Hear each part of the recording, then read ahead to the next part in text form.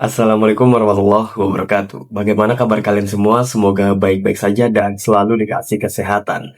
Oke teman-teman, kembali lagi di channel saya. Pada kesempatan kali ini, pada konten kali ini, saya akan sajikan beberapa cuplikan yang sangat menarik untuk kita bahas dan kita dengarkan bersama-sama. Oke teman-teman, pengacara Dr. Tipa ini baru lagi setelah memecat atau membuang Ahmad Kozenuddin. Entah ini pengacara yang keberapa ya teman-teman. Menurut saya, ini pengacara lebih parah dari Ahmad Kozenuddin. Kenapa lebih parah? Karena pengacara Dr. Tipa blunder menyebut seharusnya Pak Jokowi yang dijadikan terdakwa. Sontak langsung digas dibantah oleh Bang Predik Damanik. Dasarnya apa dan penjelasannya apa? Ya, dan seperti biasa, ketika ditanya dasarnya apa dan penjelasannya bagaimana, pengacara dari kubu penuduh ini semuanya menjawab ngelantur, ngalor ngidul, teman-teman. Dan ini jadi bahan tertawaan semua orang yang ada di situ, teman-teman. Terutama hostnya yang tidak bisa menahan tawa mendengar ocehan dari pengacaranya Dr. Tipa, teman-teman. Oke teman-teman, sebelum ke cuplikannya saya meminta bantuan kepada teman-teman semua untuk klik subscribe di bawah agar saya semakin semangat untuk membuat konten-konten lainnya teman-teman. Jangan lupa klik like, nyalakan notifikasinya dan komen yang baik-baik tanpa berlama-lama. Langsung saja kita ke cuplikannya. Reversal of pemutarbalikan ya proses judicial yang seharusnya dijadikan pesakitan kan Jokowi, bukan Butiva ya, gitu loh kira-kira gitu. Dan sebenarnya interupsi, dasarnya apa? Saudara mengatakan seharusnya Jokowi yang dijadikan, enggak, harus ada. Kita kan sama-sama orang hukum, harus ada dasarnya dong. Apa dasarnya Jokowi yang jadi pesakitan? Ini laporan Pak Jokowi ditersangkakan, kemudian naik proses menjadi terdakwa. Di mana di dalam perkara ini ataupun perkara lain? Jelasin dong, di mana dasarnya Jokowi jadi pesakitan? Coba. Ini kan tidak akan pernah kalau yang dijadikan terdakwa yang diproses itu adalah Butiva, tidak akan pernah ada pengujian terhadap asli dan tidaknya. Justru Anda yang menghindar sekarang, kita tantang pokok perkara, Anda muter-muter ke sana kemari. Nah, itu harus konsisten.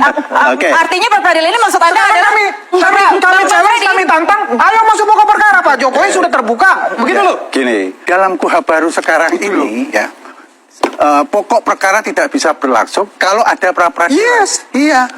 Iya, itu ya. betul yang kita tunggu-tunggu. Aduh teman-teman, bukan sepertinya sih. Sebenarnya saya nggak tega ya lihat orang tua itu diginiin. Tapi ya mau gimana lagi? Tuh, salah ya. Gimana ya teman-temannya? Saya nggak tega sebenarnya lihat orang tua ya kayak gini-gini. Tapi ya mau gimana ya teman-teman ya, ini udah jelas ijazah asli teman-teman. Itu sangat pasti. Menurut saya yang palsu itu orang yang melakukan penelitian karena tidak melalui metode ilmiah dan belum diuji oleh para akademisi teman-teman maupun para ahli sesuai bidangnya. Hanya omong-omong terus tidak mau membuktikan sesuai data dan fakta.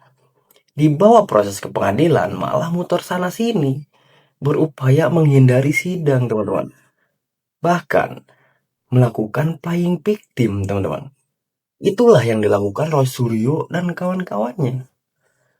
Ini kapan beresnya nih kalau misalkan terus-terusan muter di pra-peradilan, melakukan playing victim bahwa Pak Jokowi tidak datang ke pengadilan, itu belum kewajiban untuk Pak Jokowi datang ke pengadilan nih teman-teman ya. Ini bukan, masih di luar kasusnya teman-teman. Kecuali di persidangan dari laporan Pak Jokowi baru Pak Jokowi wajib datang. Kan ini masih di laporan dugaan ijazah palsu dari laporan Roy Suryo dan kawan-kawannya. Jadi yang wajib datang ke pengadilan itu Roy Suryo dan kawan-kawannya. Pihak Pak Jokowi cukup dari pengacaranya aja, itu udah cukup banget teman-teman. Waduh. Iya, kita tunggu-tunggu. Baik. Ada apa penundaan ini? Apakah penundaan ini untuk melegalkan Tipa Ujia mengajukan pra peradilan sehingga pokok perkaranya ditunda? Jelas dong, karena pra peradilannya tanggal 12 Agustus. Seharusnya terlebih dahulu pembacaan dakwaan Tipe itu tanggal 6 Agustus. Nah kemudian ditunda pembacaan dakwaan 13 Agustus. Berarti kalau ditunda jadi 13 Agustus, pra peradilan Tipe duluan 12 Agustus. Ada apa ini? Dengan alasan kedinasan dan lain-lainnya. Emang nggak ada lagi hakim di Pengadilan Negeri Jakarta Timur untuk menggantikan alasan ujian kedinasan hakim tunggal ini. Ini serius. Ya. Jadi kita akan melihat apakah persidangan pembacaan dakwaan pada tanggal 13 Agustus 2026 ini ditunda karena ada gugatan pra peradilan yang diajukan oleh Dr. Tipa. Kalau mau fair, seharusnya tanggal 6 Agustus 2026 itu sudah pembacaan dakwaan. Kenapa mereka tunda nggak jadi pembacaan dakwaan? Maka dari itu kami menganggap, ya, hakim-hakim yang ada di Pengadilan Negeri Jakarta Timur harus dievaluasi oleh Bawas Mahkamah Agung Republik Indonesia. Kalau perlu copot. Jangan main-mainkan orang yang lagi berjuang dalam menegakkan hukum, gitu loh. Kemudian, terkait dengan pra-peradilannya Roy Suryo, di dalam pasal 163, ya, KUHP, di situ ditegaskan bahwasanya proses pra-peradilan itu diperiksa paling lama 7 hari. Paling lama 7 hari. Sehingga kami menilai ini hakim tunggal, ya, main-main ini terhadap ketentuan hukum acara pidana kita. Ini teman-teman, hakimnya yang bermain-main, apakah Roy Suryo yang main-main, apa dua-duanya teman-teman? Tulis di kolom komentar. Dan memang benar, Roy Suryo sudah mempermainkan hukum kita. Contohnya, dan buktinya ada. Toh sudah terjadi sekarang teman-teman. Kan dia pra-peradilan sampai jilid 5 gak beres-beres sampai sekarang teman-teman. Dan yang anehnya, di mana Dr. Tipa ketika mau sidang pembacaan dakwaan, doi malah mengajukan pra-peradilan. Padahal awalnya dia menolak teman-teman. Dia menolak mentah-mentah pra-peradilan. Mungkin doi menolak sudah toma ya teman-teman ya, bahwa doi akan menang di kasus ini. Ternyata sebaliknya. Jadi doi ini mengajukan lagi. Dan anehnya, yang ngajuan pra-per Dr. Tipa ini diterima.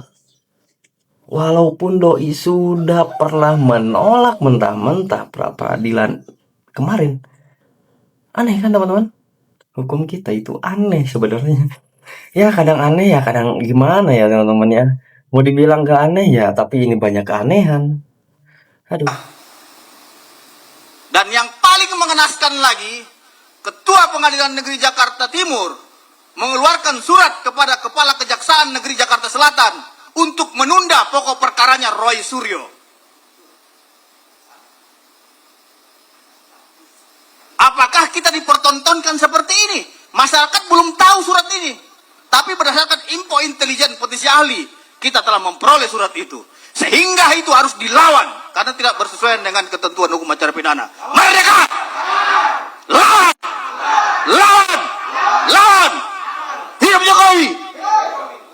Tentu ini adalah hanya upaya untuk menghindari pokok perkara. Dan ini kami lihat ini Dr. Tipa beserta timnya ini bahkan termasuk Roy Suryo ini memanfaatkan kekosongan hukum ya, celah hukum yang ada di KUHP baru kita ya untuk ya menghindari pokok perkara. Jadi bayangkan tadinya ya Dr. Tipa yang sudah siap memasuki pokok perkara tiba-tiba sekarang melakukan pra peradilan. Tentu ini sudah dilakukan koordinasi ya agar tidak masuk ke pokok perkara. Jadi kami melihat ini memang upaya yang disengaja untuk menghindari, sekali lagi untuk menghindari masuk ke pokok perkara. Kita akan lihat ini ke depannya akan terus dilakukan seperti ini untuk menghindari pokok perkara. Kita nggak tahu ini sampai kapan nanti.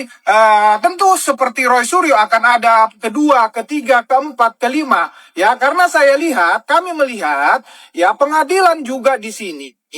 Ya, tadinya sudah terjadwal ya sidang pokok perkara Dr. Tipa, ya tiba-tiba ya dengan masuknya pra peradilan jadwal itu sudah hilang di SI sistem peradilan di pengadilan Jakarta Timur. Nah, ini kami lihat memang sekali lagi ya ini upaya-upaya yang Amuradul teman-teman, amuradul. Sekelas mantan presiden aja diperlambat laporan dan penanganannya.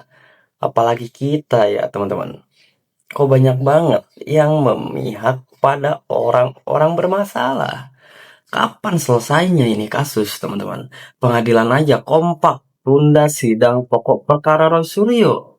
Sekarang kompak lagi. Tiba-tiba jadwal pokok perkara Dokter Tipa tiba-tiba hilang karena ada pra-peradilan dari Dokter Tipa yang masuk, teman-teman. Aduh, ini nggak masuk di akal, teman-teman. Ini gimana alur jalannya? Ini gimana alur hukumnya, teman-teman? Tiba-tiba jadwal pokok perkara Dokter Tipa hangus hilang di telan bumi gara-gara ada jadwal pra-peradilan. Aduh, kacau.